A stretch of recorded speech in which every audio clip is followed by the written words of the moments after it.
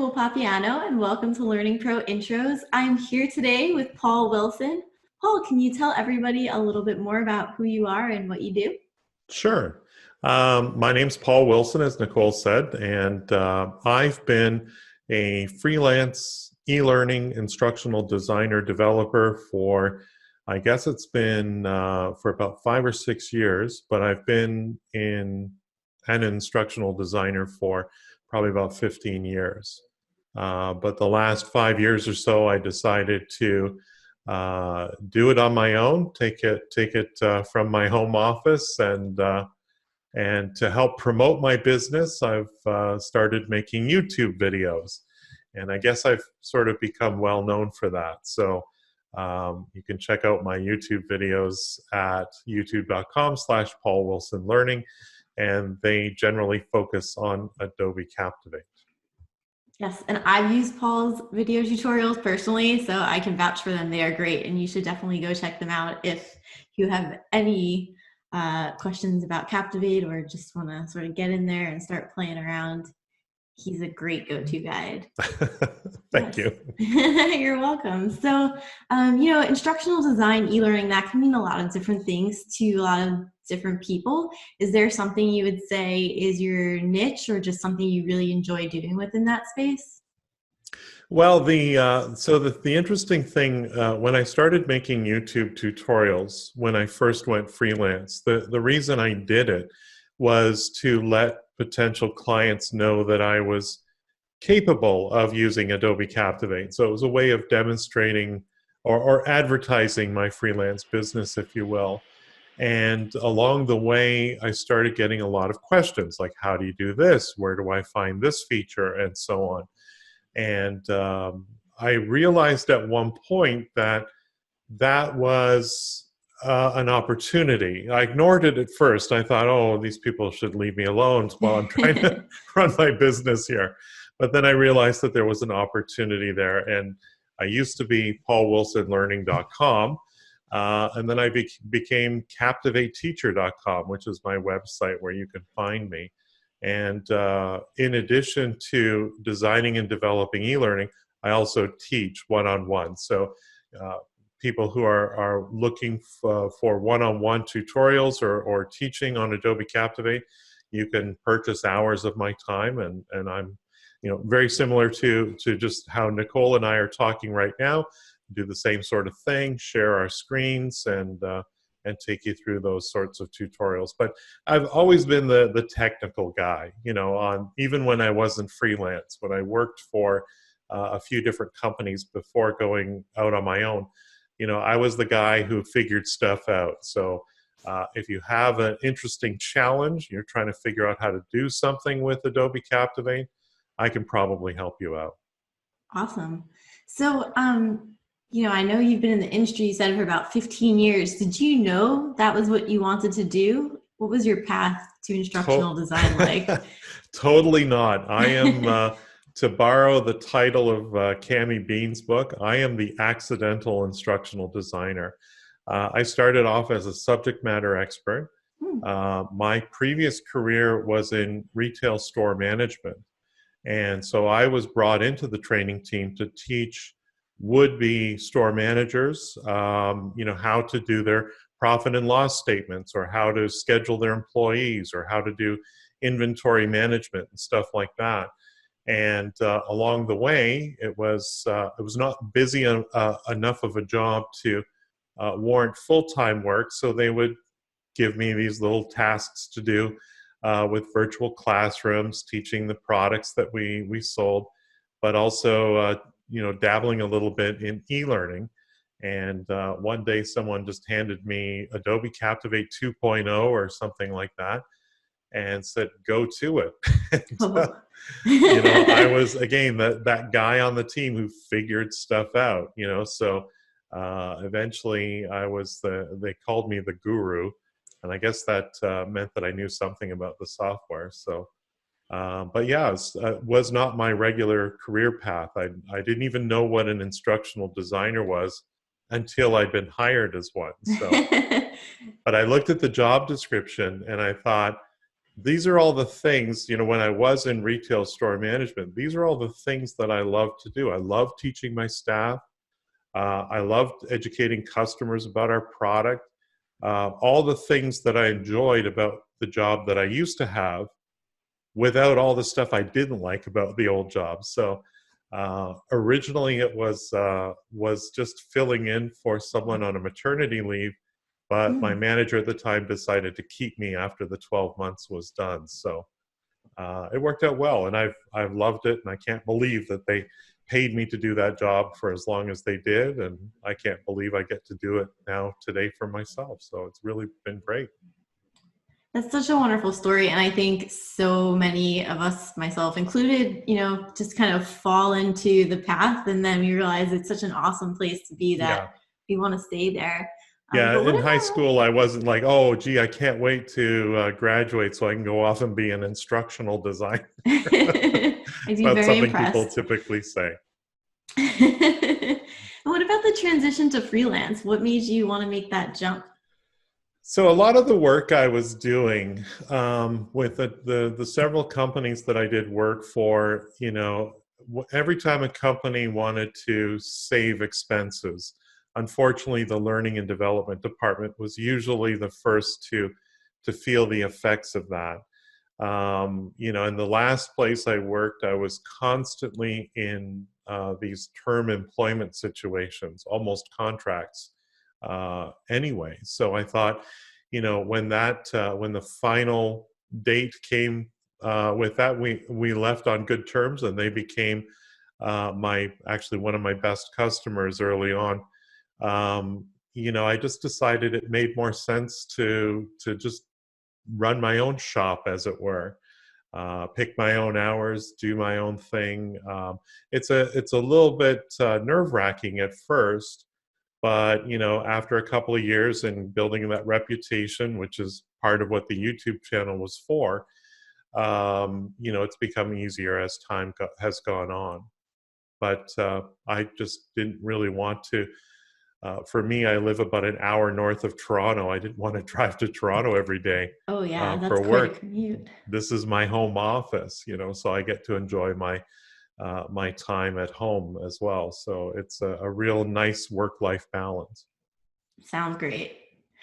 And how I guess you said it was kind of scary at first. Is there something in particular that you found that like now you come to terms with and you figured out, but maybe it was a little sketchy the first few months?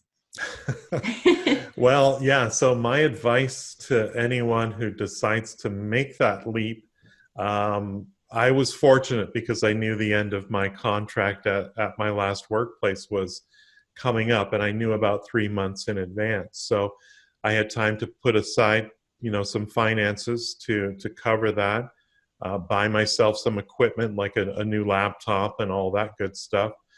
The other thing too, and I learned this lesson the hard way a couple of times, is decide what it is that you want to earn, what it is you want to make, and stick to that.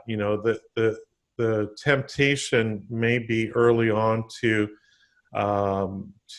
be willing to maybe lower your pricing or to do more for less in hopes that it will lead to, and you'll hear this from customers too, oh, if this goes really well, there's going to be future work down the line.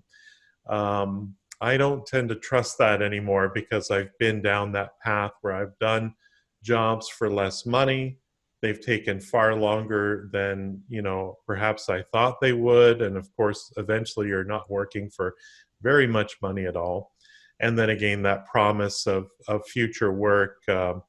Don't, they say don't count your chickens until they hatch. Well, I've learned that that's often something that clients might say to you to try and get you to change your pricing or to provide them more for less, whatever it might be. So stick to your guns. It might be difficult the first few months or maybe even the first year or so, but in the long run, it'll pay off. That's great advice. Um, so I'm going to ask you maybe more broadly for folks who are maybe not quite ready for freelancing, but are thinking about getting into the learning industry. maybe they want to be an instructional designer or an e-learning developer. Is there anything you would tell them? Well, like myself, being the accidental instructional designer, certainly education is extremely important, but I don't think it's as important as sometimes people put on that, on that requirement. In my own case, I was someone who suddenly found themselves in this industry without really the normal credentials that you would expect. But don't be afraid to take some extra courses here and there. I've gone on several different courses with Langevin Learning as an example.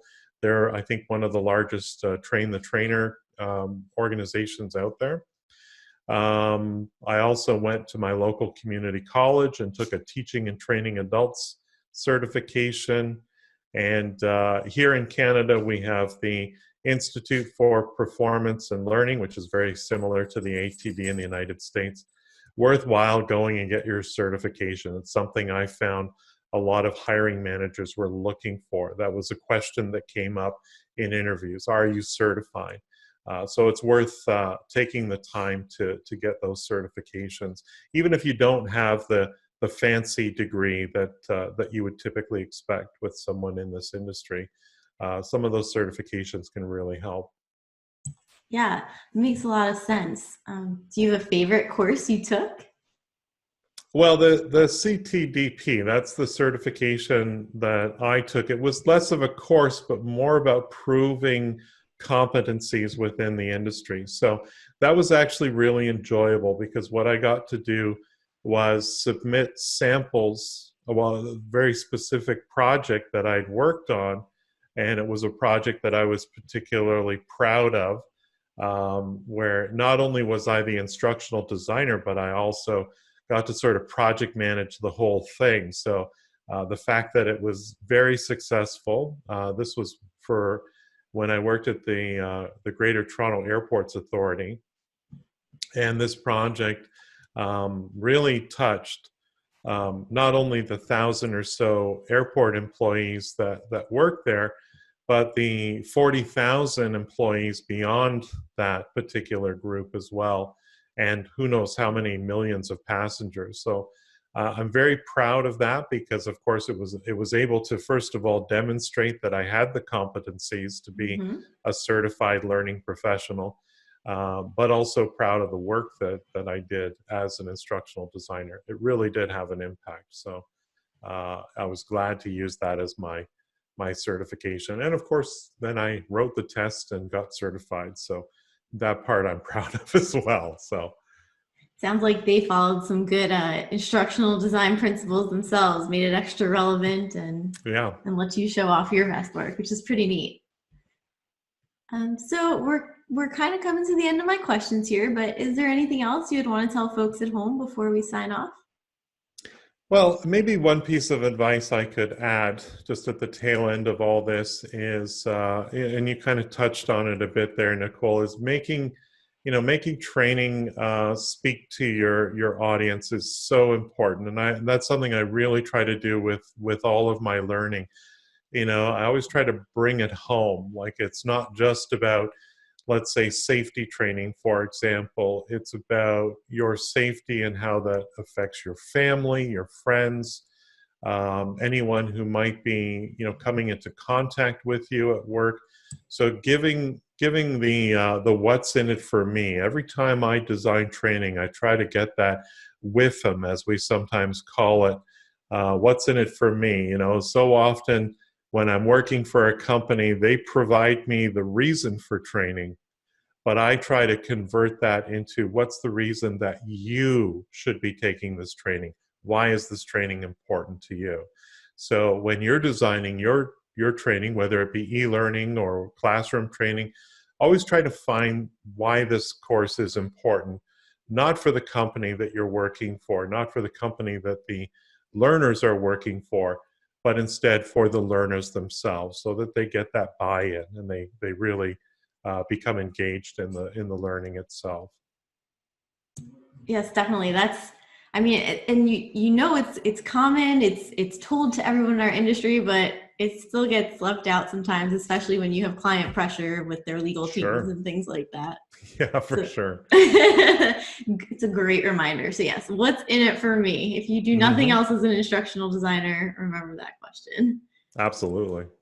Well, thank you so much for joining me today, Paul. I know you've got a lot going on over there, and I really appreciate you taking the time to chat. Thanks, Nicole. You're welcome. And if at home you want to learn more about Paul, or maybe you want to take advantage of his Captivate lessons, you can look at the information right below this video and link straight to his captivateteacher.com. Bye-bye.